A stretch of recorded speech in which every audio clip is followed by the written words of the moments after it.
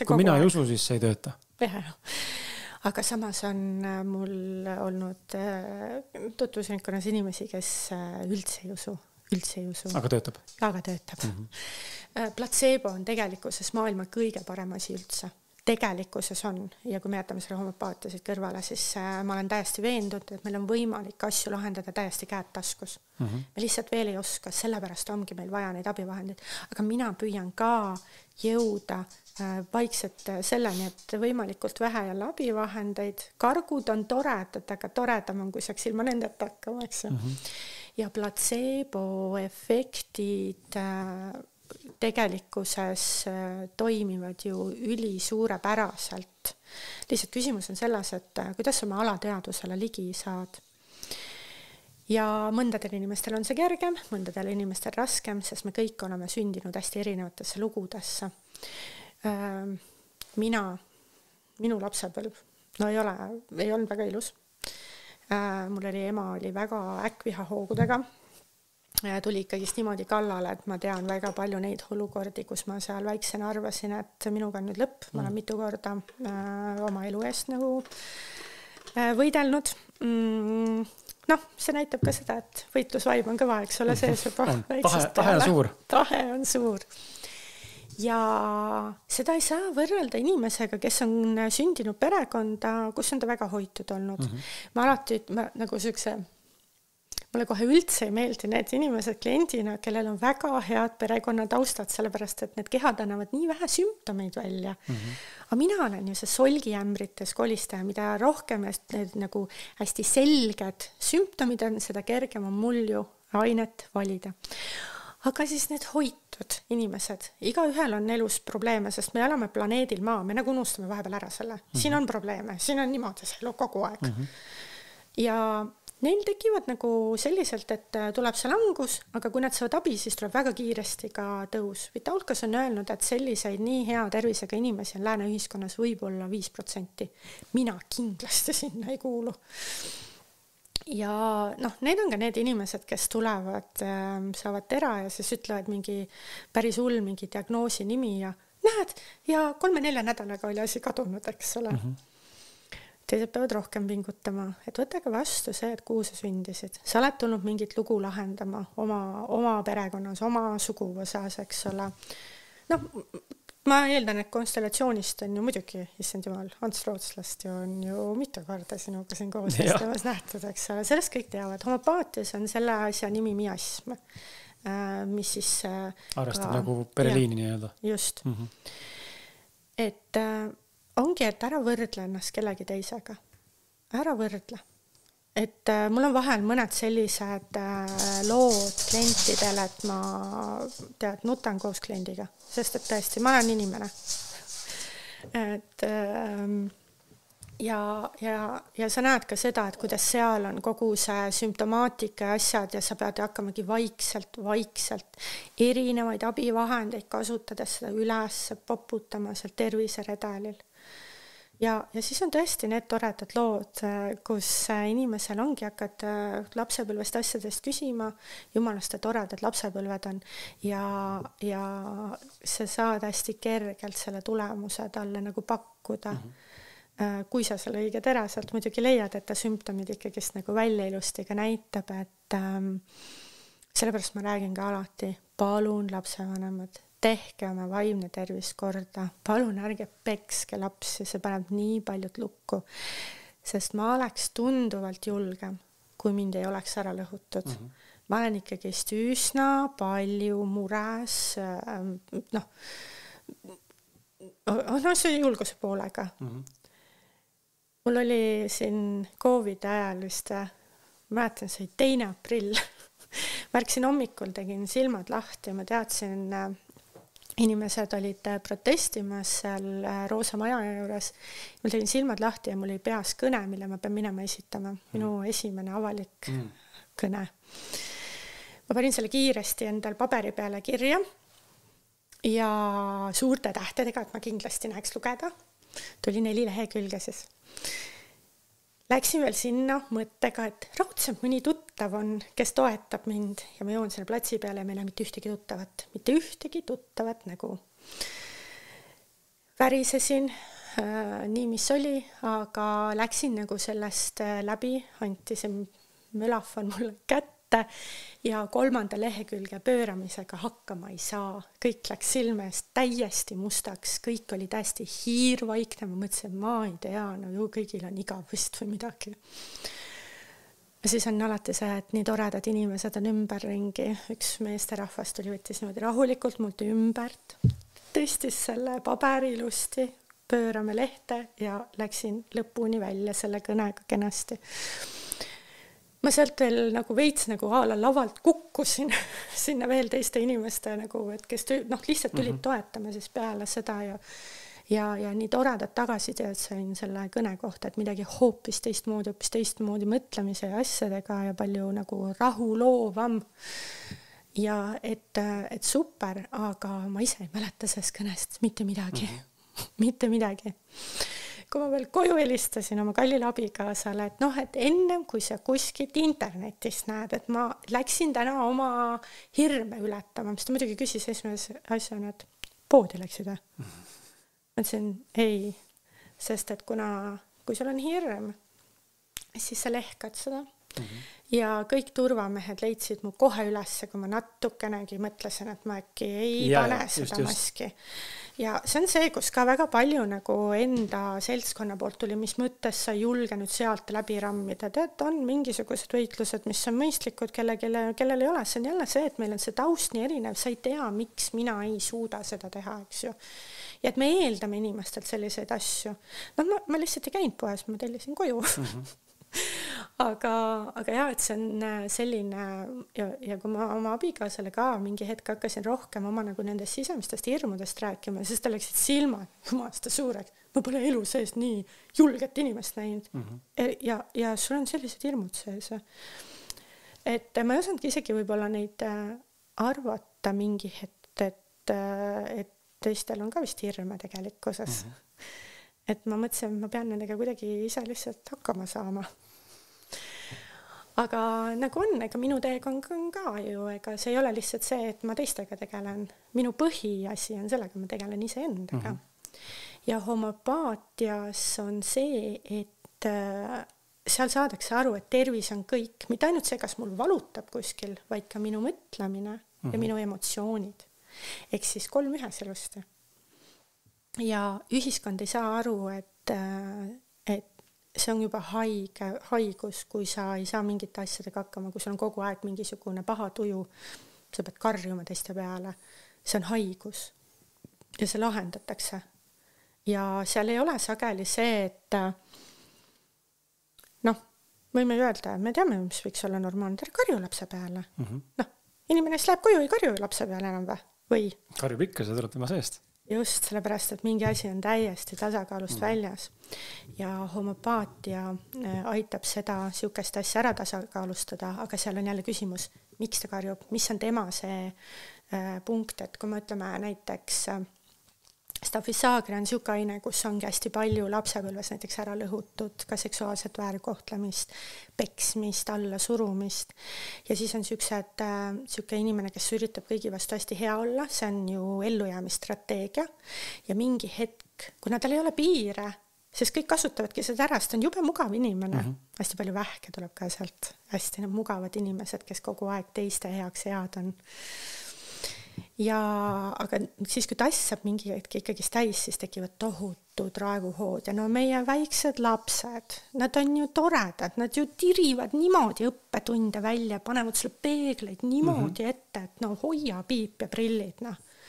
Pole midagi nagu keerulisemat olnud, neil ei tulnud mingisuguseid juhiseid kaasa. Ma olin 10 aastat stewardess. Mul oli paks juhiste raamat, mida ma võin teha, mida ma ei või teha ja mis kuskil, mismoodi peab olema, eks ole. Väga lihtne, väga tore. Ja siis tulid lapsed. Ei mitte mingisugust juhiseid, eks ju. Siis on veel näiteks nuksvoomika, millest võiks rääkida, kus ongi see selline nagu, et tahetakse, karjutakse selle pärast, et siis äkki hakkab paremini käituma, kus Staphysagra hakkab lihtsalt karjuma, sest ta närvisüsteem ei pea vastu. Ta läheb lihtsalt, ta tahab, et see olukord nagu lõppeks. siis nuksvoomika hakkab nagu nõlisema sellepärast, et umbes lapsega, et siis äkki saab 5, kui praegu saab 2, eks ole, mis tähendab seda, et tegelikkuses saab veel rohkem 2, sest et stressiolukorras laps ei õpi. Või siis seepia. Sellised koduperenaised, kellel on nii tülpimus juba ees, kes on nii väsinud, nii üle töötanud, üle kurnatud, sest et ja miks me sinna olukorda jõuame muideks? Jälle, miks peab teadma detaili ja natuke rohkem infot, sellepärast, et me naistena minu arust ei oska üldse delegeerida laste kasvatamisega seoses asju kui meestele kohati. Vähemalt mina olen pidanud seda õppima. Ja mul on, jälle, mina oma energiaga tõmban, eks ole, enda klienti, keda ma suudan ilmselt kõige rohkem ka aidata. Eks mul on ka väga palju kliente, kellel on samasugused asjad. Aga vaata, kui sa ise juba 3 sammu eespool oled, siis sa saad teist ka juba järgi natukene aidata, eks ole. Mis on hästi imelik, vahel oodatakse nagu, et sa pead täiesti terve ja täiesti, et muidu ei või nõu anda. Siis ei tohiks mitte keegi siin maamuna peal mitte kellegile nõu anda. Sest maamuna peal ei eksisteeri väga sükast väga tervet inimest tegelikkuses. Ütlesin, 5% võib olla heal juhul. Oluline on see, et sa oled mõned sammud eespool ja siis sa saad juba hakata teisi ka natukene paremasse kohta aitama. Et see on hästi oluline. Ja siis on see, et keda sa kuulad siin maamuna peal? Hästi palju inimesed teevad seda, et siis on, tõmbad oma energiaga ju seda sama ju ligi, eks ole. Siis on sarnased sõbrannad. Näiteks kui inimene ongi enda sees, on selline hästi nagu vingu ja kõik on halvasti ja nii edasi, siis ta kutsub sõbrannad, kellega siis vingutakse, aga kas sellel on mingisugust edasiminekut? Ei ole, eks? Sellel ei ole, jah. Nii, muidu ma ütlen, vingumine on hea asi. Eluterve vingumine, ehk siis sa vingud kõva häälega selleks, et sa saaksid aru, mis sul viga on. Ma olen kõik oma sõbrannad. Ja saaks selle jama endast välja korraks. Just. Ja ma olen kõik oma sõbrannad välja koolitanud, et nad kuuleksid, mis on minu traumakõne, ehk siis mida ma kordan jumalast ilusti. Sest meil on nii palju pudru ja kapsaid. Minu aju, see on Ferrari, ma olen oma vanematele nii tänulik. Aga see tähendab seda, et kui ma üritan ennast kuulata, siis seda on ka kõike siin väga palju, et mul on vaja, et keegi mulle nagu tagasi peegeldab, et kuule, ma kuulsin su kõnes seda, et see asi kordub, mine vaata sinna, siis saab juba palju paremini, eks ole, minna. Aga mis tavaliselt tehakse? Vingutakse lihtsalt ja siis sõbrannad kõik ütlevad, ja ongi raske ja umbes lepime siis. Elu on selline? Ja, elu on selline. No ei ole. Ja siin ongi nagu küsimus, kus meilt üldse sellised asjad on tulnud, et ära lahenda mitte midagi, nüüd ongi kõik niimoodi, et ma ei saa aru, nagu, miks ma üldse niimoodi mõtlema olema nagu hakanud ja mul on tunne, et sellel on väga suur ajalugu. Aga sulle endale see kasulik ei ole. Ja siin see peakski nagu selles mõttes tulema sellesse kohta elus, et kas sul on kasulik lihtsalt nagu selle ühe koha peal selles kannatuses passida, või sa võtad kõik need 341 osa sinu podcasti, mis on kulda täis ja hakkad vaatama, missugused asjad sulle hakkavad sobima, et sa saaksid sellest august hakata välja tulema.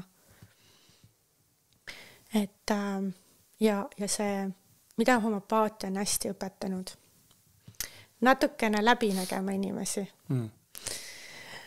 Et mul ei olegi nagu nii oluline alati, et seda tera määrata, vaid et need põhimõtted ja need arusaamad ja siis vahel on see, et nagu lükopoodium on siukene ainepilt, kus on, minus endas on seda lükopoodiumit päris palju sees sellega, et ma olen natukene arg kohati, ma teeks palju rohkem, et ma vahel pean sellega võib-olla toetama ennast, aga siis on see teine pool, nagu sümptomid on ka kõigil, ei ole ju kõiki sümptomeid, on ainult teatud võib-olla tuled välja. Aga see teine pool on siuke, et ma väga kardan vahepeal siukse inimesi, kes on väga siuksed teisi alla suruvad, proovivad ennast tõsta teiste nagu alandamisega ja siis mul oli üks tuttav selline, issand, ma olen vatti näinud, ma olen nutnud sellepärast, et nii kui lükopoodium tunneb, et sa oled natuke nõrgemas kohas, siis ta hakkab kohe ründama. Ta tugevamaid ei ründa kunagi, sest ta on jänespüks. Aga siis see tuttav alati hirmutas mind, kui me kuskil pidime kokku saama. Aga peale homopaatia õpinguid, siis sa tunned mingi ainepildi ikkagi ära. Ärge arvake, ma ei tee kellegile kogu aeg analüüsi, absoluutselt mitte. See oleks ajule väga kurnav. Aga selles stressi hetkes natukene ikkagi tegin. Ja siis ma sain kohe aru, siis sa saad aru, et ütleme, et on lükopoodium, saad aru tema tegelikkusest taustast, et see tulebki tema enda tohututest hirmudest ja siis see minu meel nagu ka rahuneb maha, sellepärast, et mida sa kardad seda inimest, kes tegelikult möörgab sellepärast, et tal on endal veel rohkem hirmu võib-olla sees. Et see on niisugune väga hea pluss olnud, eks ju. Ja siis teine asi, sa ei saa võtta midagi sümptomina või mitte sümptomina, kui sa ei tea, mis on normaalne, mis ei ole.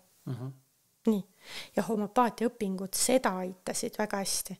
Sest kui on mingi homopaatiline aine, saab seda asja ära lahendada, tähendab seda, et ta on sümptom ehk siis tasakaalutus. Ehk sealt tuli ka kohe see, et korduvalt haiged lapsed on krooniliselt haiged, mida ma oleks ka muidu sinisilmselt arvanud, et nii ongi. Me lihtsalt oma valikutega ühiskonnas täna oleme tekitanud selle olukorra, et lapsed on pidevalt haiged, eks ju. Ja siis on see, et mul pea valutab, naabrinaine tuleb, ütleb mul ka ja siis me peame ka seda normaalsuseks. Ei ole, eks ole, tegelikkuses, miks see pea peaks valutama, et seal on ikkagist närvisüsteem kahjustada saanud. Homopaatia õpingud ongi nii tohutu ägedad olnud sellepärast, et ta paneb nii paljusid asju elus paika, mis tähendab muidugi omakorda seda, et sa hakkad läbi nägema igasuguseid propaganda valesid. Ja see on nagu see teine koht. Aga samas see on mulle ainult kasulik ju. Sest et ma saan aru, kus ei ole ausad tehingud, kus sul üritatakse selgeks teha, et sa pead valima halva või veel halvema vahel. Sellepärast, et muidu juhtub sinuga katastroof. Mina tean, et see ei ole tõde, vaid see ongi, meid õpetatakse läbi hirmu juba koolis. Ja siis ühiskonnas, eks ole, tekitatakse neid olukordi ja siis mina tulen ja annan sulle päästetee, eks ole, aga need päästeteed ei ole sageli ausad tehingud. Vaid sind viiakse nii põhja. Ja kuna meil on kõik lippa-lappa, eks ole, siin jätkuvalt näiteks probleem on ju lasteaedades ja kooliasutustest laste terroriseerimisega. Kogu see õppetöö on meil üsna siuke valulik kohati. Väga paljud inimesed juba panevad lapsi, eks ole, erakoolidesse, eralasteaedadesse, sellepärast, et see süsteem ei toimi hästi muidu. Ja siis on need hirmud on juba lapsepõlves, sa oled nii nagu... Ma ütlen enda kohta ka seda, et mu indikaatorid nagu lõhuti ära. Et kui normaalsel, mitte kahjustada saanud inimesel on see indikaator kuskil seal keskel ja siis kui tekib mingi olukord, siis ta kas natuke liigub või on tõesti väga suur päris olukord, mitte kujutleta võib olla mingisugune, siis läheb sügavalt. Mul on juba niimoodi, eks ole. Ja siis kui tuleb midagi peale, siis läheb veel sügavamale ja ma olen väga palju paremas kohas kui 10 aastat tagasi. Et kui ma selle peale mõtlen, siis oli kogu aeg võib-olla niimoodi kergelt põhjas.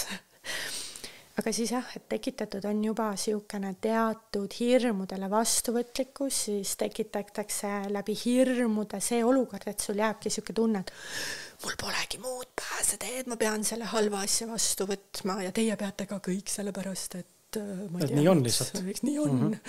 Et ma ei uuri, lihtsalt mul on nii suured hirmud, ma olen nii isekas, et sina pead ka tegema, sest minu toode muidu ei tööta. Ja me lähme siukeste asjade küüsi. Aga mis on tore? Kui sa ühest valdkonnast saad aru sellest, kuidas tehakse, siis kui sa paned oma silmad teise valdkonda, siis sa näed ka kohe need valed läbi, sest et süsteem on tegelikult üks ja sama. Et siin pole midagi imestada, kui ma võtan sõna igasugustel erinevatel teemadel, sellepärast, et nii kui ma natukene istun, süvenen ja vaatan ja päriselt loen pealkirjast kaugemale asju. Ja otsin inimesi, kes on väga süvenenud, nagu mina olen, eks ole, võib-olla sellesse tervisemaailma, kui me räägime metsateemadest, siis ma tean ka väga hästi neid inimesi, kes on väga süvenenud ja näevad läbi neid numbrimaagiaid, mis meil üritatakse teha. Ma tean, kus seda infot ju võttes, ma tunnen selle ära, et ma olen juba ennast välja treeninud selleks, mul on juba vundament nagu siuke hea all olemas.